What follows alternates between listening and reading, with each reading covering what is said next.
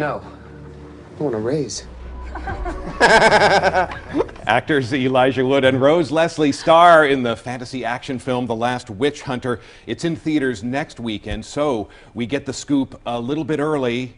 Thank you both for stopping by. Thank you for having us. Thank you for having us. Now, Elijah lives part-time in Austin. That's correct. But this is the very first time in Texas for Rose. It is indeed. And it is indeed. Yeah. And in fact, Elijah wanted to acquaint you with some of our local traditions. Yeah, we had some brisket last night. And I felt that was delicious. essential.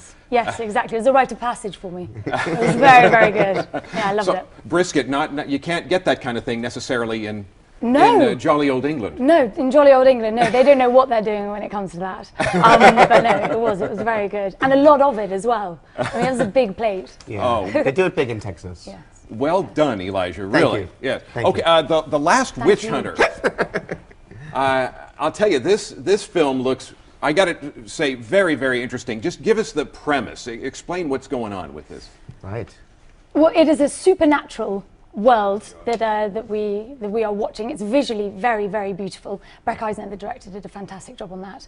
And Vin Diesel, he plays the immortal witch hunter. He's about 800 years old. 800 years. And he has to, Elijah and I, we help him battle and fight the tide of nefarious witches dominating and overtaking the world, essentially. But they start off in New York City. Yeah. Yeah. So it's essentially keeping humanity safe from a plague of dark magic. And your character, Elijah? I played Dolan the 37th. He's a priest in a long line of priests who is tasked with serving Calder, Vin Diesel's character, and sort of aiding in his efforts to stamp out black magic. And you know. Right. Right. I mean, it's all another day at the office. Sure. And Rose, and what about you? And who do you portray? So I play a female witch, and she is essentially good, and she is living and working in New York City, and you know she's headstrong, and she's got some bite to her, and it was very fun to play. And let me ask you about Vin Diesel. Yes. Now, in between scenes, in between takes, now do the three of you do you sit around and discuss theories of acting and subtle techniques and the whole method thing with Vin? What is that like? Well, we certainly kind of we have very good chats in dissecting the script and making sure that we are all kind of singing from the same hymn sheet and making sure that we weren't kind of overstepping our mark in regards to kind of character and everything. So yeah, it was a very good. We had many discussions. We did. It was a work in progress too as we were going. You know, a lot of fine tuning in regards to the script. Vin was very involved in that process. He asked me a lot about Lord of the Rings. He's apparently a huge Tolkien fan, as it turns out. Yes, I mean, as are tens of millions of people. Right. Let me ask you, the Lord of the Rings movies. To what extent have they changed your life and your career and your day-to-day existence? I mean, oh dear. Well, immensely in many ways. You know, it was an incredibly profound experience for me in my life, so it had a profound, sort of impact on me as a human.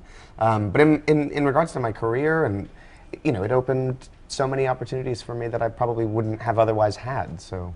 And your recognizability factor, though, on the street doing your day-to-day activities, does that ever get a little bit intrusive or overwhelming? And not so bad, not so bad. A lot of Frodo references. Yes, I mean, it's something I accepted a long time ago. It'll be a part of my life forever. And I'm so. Yes. Well, Well, you're always so polite to everyone anyway. Oh, thank you. Yeah, always got a big smile on his face. And of course, Rose has had a somewhat similar experience, appearing Not in quite. two hugely Not quite. popular things, Downton Abbey and Game of Thrones.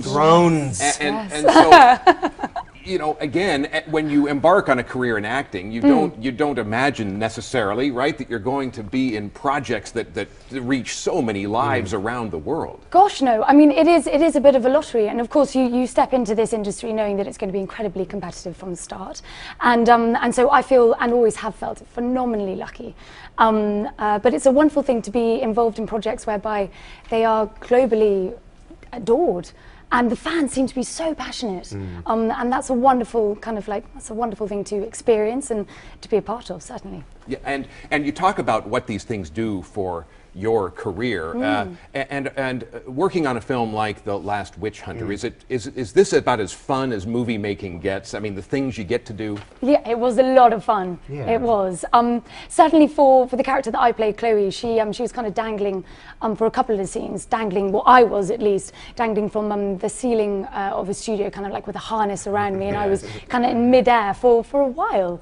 But it wasn't uncomfortable. But it was just thoroughly enjoyable. Yeah, when you've got this kind of toolbox to work with on this scale, it's always fun. Yeah. Now, I don't know how much longer you're going to be able to stay in Texas. Any plans for later today, perhaps, or She's got a few more hours on me. I think I leave this afternoon, unfortunately. Yeah, it's a rather quick turnaround. So I certainly want to explore Dallas and yeah. Right. I don't. At the moment, there's not plans, but I think they're going to have to be made. Suggestions. Boy, we'd love More to have eating. you. Yeah, but more eating. Love to have you guys back anytime. Thank you. Anytime. Thank you.